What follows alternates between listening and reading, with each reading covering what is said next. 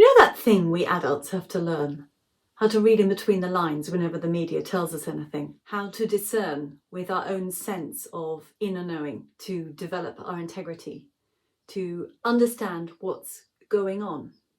You know that thing when you get a bit of information and you have to test it. You have to find out what is true. You also know that situation when something new confronts you from outside. The petrol prices have gone up. Food is more expensive. You don't know where your clients are coming from anymore. Everything is changing around you. What do you have to be? Creative. You have to have enough intuition to be able to find the next logical step, something that will bring you to the next place of security, financially, of safety, of well-being. And especially if you are looking after children, you are the parent of a family, a wife, a husband. You have a lot of responsibility. You know you need to be in touch with your inner being. So personal awareness, creativity, adaptability, the ability to stay calm amongst chaos, the ability to understand what you're feeling so that you can process it as rapidly as possible in order to get onto the business of looking after everyone in your family. Those are immeasurably valuable qualities, quantities, the things they never teach you in school. They're the things that keep a human being going. We don't learn them in school, but we could. I teach performing arts to children from 2.5 to 14. I sometimes teach older children. I sometimes teach adults, but I love to work with children. Children are nearer to source, aren't they? They've been here for a shorter time. They may have come with a previous life in tow, but still they're fresh souls, beings who have a storehouse of inner creativity to access. And it's only until the world tells them otherwise, that's the time they start forgetting who they are. But actually, children really know they're creative souls. Most people don't tell them that, and sometimes parents do. Like you will be those kind of encouraging parents who tell them to trust themselves, to trust their intuition, to trust their inner knowledge, to trust their creativity and their talents, the skills, their innate self they were born with. So that's what I do in my world of work. Performing arts, you say? Yeah. I teach dance, I teach singing, I teach acting, because what do those things mean? In order to be an actor, you have to have emotional intelligence. You have to understand how to transform a two-dimensional character of black and white words written on a page into a living, breathing person. You have to be empathetic. Empathy, emotional intelligence. You also have to have a very active imagination to turn something which is two-dimensional black and white words on a paper into a world, a living, breathing being. You have to have intuition to listen to the inner guidance that tells you to do this and not that. You have to understand your body, the breathing and the movement of your body, what to do, when to do, how to be, where to be. Those are just a few of the elements. But do you know what else you need to know? As a performer or someone who creates productions, you need to understand that every single thing you do on a stage is a message to your audience. The signs and semiotics of acting. It's the costume they wear, it's the colours they wear, it's the set you've designed, it's the spacing, it's the placing, it's the props. Every single piece of that is a language. Many of us have been used to watching and analysing the movements of a certain gentleman. I'm not going to name names right now, but let's just say one of his jobs is to convey hidden signs and meanings to us, his audience. We who've been waiting for action on certain things.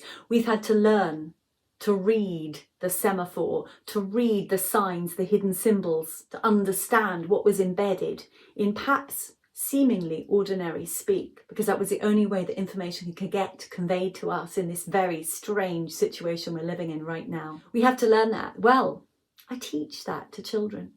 They love it. They love understanding that a costume can indicate so much of a character, and they get it. They understand that the colour will instantly give the audience an impression of who they are portraying.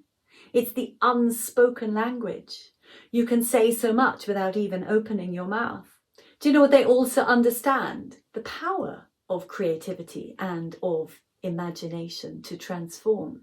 Because there you are as a performer on a stage in front of an audience who knows nothing about what you're about to do. Maybe they read the book, maybe they've seen the film from which your character is, but they don't know your interpretation. They don't know what bit you're going to present. And you are wrapped up in your world of imagination, and somehow that wrapping up in your own focused holding of images and feelings is going to project out, vibrate out to that audience feelings, understandings, knowings, images. It's learning how to be a powerful creator, how when you hold and focus and add your energy, intensifying that image from within your imaginative world, you can make that transfer over into your audience. That's extraordinary. This is the law of attraction in action. This is conscious creation. You think, you feel something and it comes into being. You think, you feel your way into a character, and an audience can suddenly see another world. This may be happening in a room. It may be happening in a theatre with just no scenery. It might be in a production with a whole works, costume, scenery, whatever. But even so, you, the audience, still find yourself tricked into a state of suspended disbelief as you enter that world with them. They're taking you with them. That is massive conscious creation. If we could all do that, wow, would we not be powerful? We're imagining something, we're holding to it, we're focusing on it, and we create it. These are tools of now and tomorrow, and I teach them. I have disguised it, thank goodness, for many years as the performing arts, because it's not really disguised. That is the performing arts at its core. It's not copying someone else's steps in dance. It's finding out how your body moves. It's not following a script and taking a cardboard copy from a cartoon or someone else's interpretation from a film or theatre. It's working out how to do it yourself. There are plenty of theatre schools and acting teachers who teach you to copycat, and the mimics of this world do very well out of those. But what I do is the true artistry of performing arts, which is teaching you to find who you are, to find where you are in space and time, to discover your soul and what it's telling you, the whisperings of human to human. This is what I need to feel.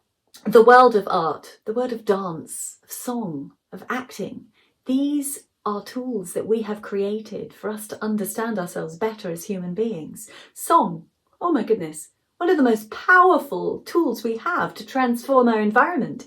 You're literally emitting frequency into the world around you and changing it irrevocably. And I teach singing like that. It's frequency.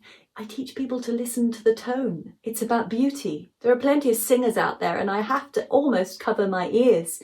Apparently they're good. They may be loud and brash and attention demanding, but they're awful. That's not what I'm about.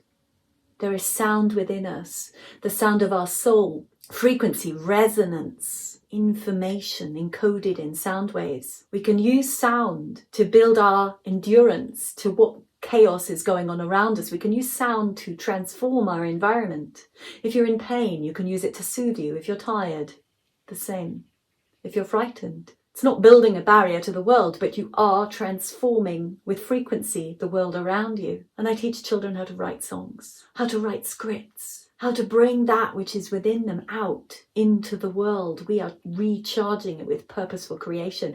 Now, many words, and I've taken several minutes of your time, but listen, are you interested? Would you like to work with children like that? For years, I could not say any of this. No one would have got it, but enough people are waking up. I want to be training you to work with children. You and I know they have knowledge.